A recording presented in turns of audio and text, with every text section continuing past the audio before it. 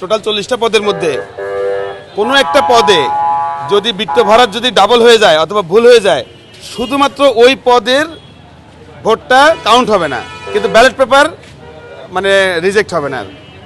Ballot পেপারে অন্য পদগুলো কাউন্ট হবে। বিশ্ববিদ্যালয়ের ভর্তি পরীক্ষা ওএমআর যেভাবে দেয় একদম হুবহু এর থেকেও সহজ, শুধু ব্যালটের নাম আছে, ব্যালট নাম্বার আছে, একটা গোল্লা পূরণ আছে। আমরা জানেন যে আমরা নির্দেশনা একটা কাজ দিয়েছি আপনাদেরকে, শুধুমাত্র একজন পোস্টে একটা বৃত্ত ভরাট করলেই সে ভোট দিতে পারবে। তবে একটা কথা হলো যে বৃত্ত ভরাট করার ক্ষেত্রে কখনো যদি কোনো কারণে ভুল হয় তাহলে সংশ্লিষ্ট ওই পদের ভোটটা বাতিল হবে, কিন্তু ব্যালট পেপার বাতিল হবে না।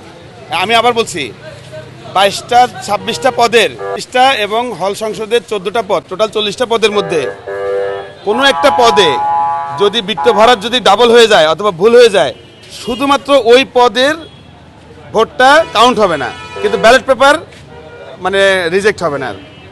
ব্যালট পেপারে অন্য পদগুলো কাউন্ট হবে, এই কারণে অসুবিধা নেই। ভোট পক্ষে কিছু নিয়ে প্রবেশ করা যাবে না, সে শুধু ভিতরে কলম থাকবে। তবে স্টুডেন্টদের যে লিফলেট, যে এখানে সাধারণত 40টা ভোট তো অনেকে মনে রাখতে পারবে না, এই জন্য আমরা বলে দিয়েছি যে কোনো ধরনের লিফলেট, কাগজ, চিরকুট অথবা ছাত্রদের দেওয়া যে কোনো ধরনের প্যানেল ট্যানেল যে যাই হোক না কেন এটা নিতে পারবে। আমি তো বললাম যে ব্যালটটা সিক্রেট, তো এই কারণে আমরা সকালবেলা নিব, কালকে সকালবেলা 8টা বাজে, ঠিক 8টা বাজে আমরা এখান থেকে 5টা সেন্টারে ব্যালট দিয়ে দেবো।